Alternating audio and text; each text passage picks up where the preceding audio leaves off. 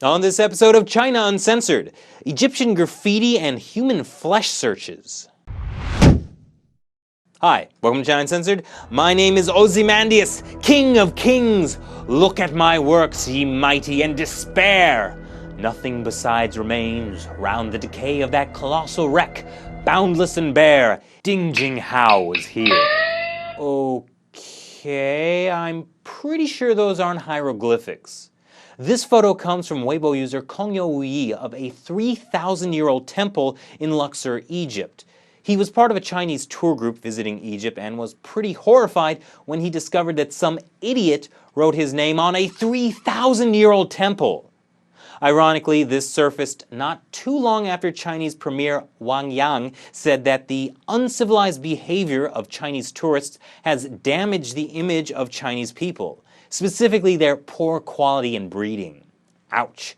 And while I'm all for Chinese people ignoring what communist officials say, if this Ding Jinhao falls victim to the curse of the mummy, I don't really think anyone will mind.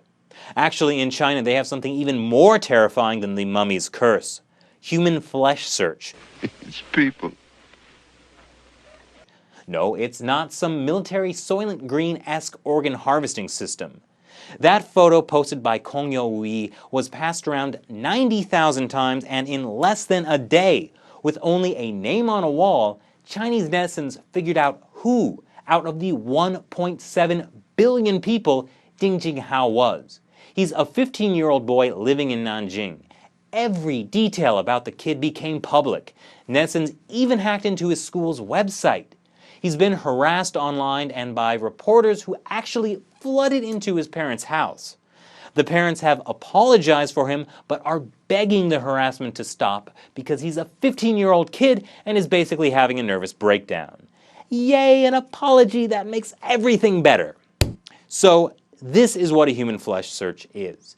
Somebody earns the scorn of Chinese netizens, and as a ravenous group, they track down every scrap of information about that person and destroy them. The term human flesh search has been around since 2001, but first really entered public consciousness in 2006 when a video of a middle-aged woman standing by a riverbank dressed in a leopard print blouse, set down a paper bag full of kittens she was carrying, and stomps them to death with the sharp point of her silver stilettos. In 6 days, netizens had figured out who she was, where she lived, where she worked, she was a nurse, even what her phone number was. They did the same thing for the person who took the original video. They lost their government jobs called iron rice bowls because they basically provide for you for the rest of your life and were forced out of town. All right, justice has been served, right? No, not at all. So the problem with this, besides all the problems with that, is that a story like that is just so horrific. It's easy to think, yeah, human flesh searches are a great thing, but it's not. It's online vigilante justice. I mean, think about it. We've all seen the kind of insanity and vitriol that happens in online forums.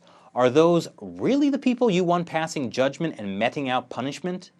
This happens in China because there is no rule of law. The law system is so totally corrupt that the people basically are left to fend for themselves, and so they resort to this as an alternative. This isn't justice. But what do you think? Do you agree with me about human flesh searches?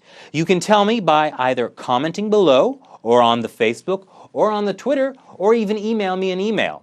And please, subscribe. I'm so alone.